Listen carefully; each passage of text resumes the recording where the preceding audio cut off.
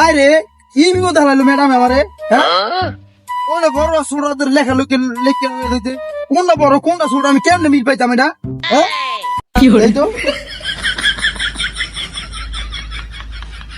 এ কোন মিল পাইতেছে এটা কি রে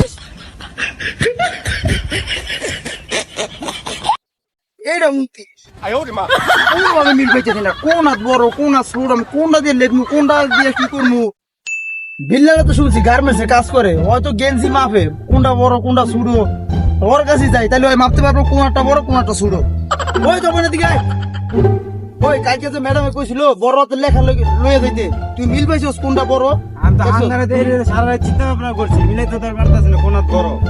তা চল ওই বিল্লারের কাছে যাবো বিল্লালে আবার গেঞ্জি মাপে কোনটা বড় কোনটা ছোটো তোর কাছে গেলে আমরা মিল পাবো কোনটা বড় হাত চল চল।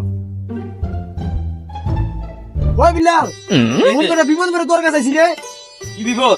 আর নিচে নামস না ম্যাডামে কইছে বড় হাতের লেখা লয়ে দিতে কিন্তু কোনটা বড় কোনটা ছোট বন্ধু আমি কোনো মিল পাইতেছি না আমার দোনো হাতই সমান। তোর হাতে সমান হ্যাঁ কেমন আছো?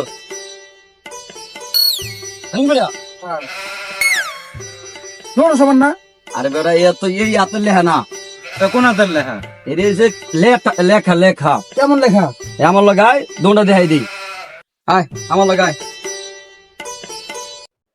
এ দোনে নেব এ কে নেব এই দেখে বড় হাতের লেখা হ্যাঁ ম্যাডাম তো লিখতে কইছে এই হইছে বড় হাতের এই দেখে এই হইছে বড় হাতের কে তোমার এই লেখা লিখতে কইছে এই বড় হাত, এটা বড় হাত।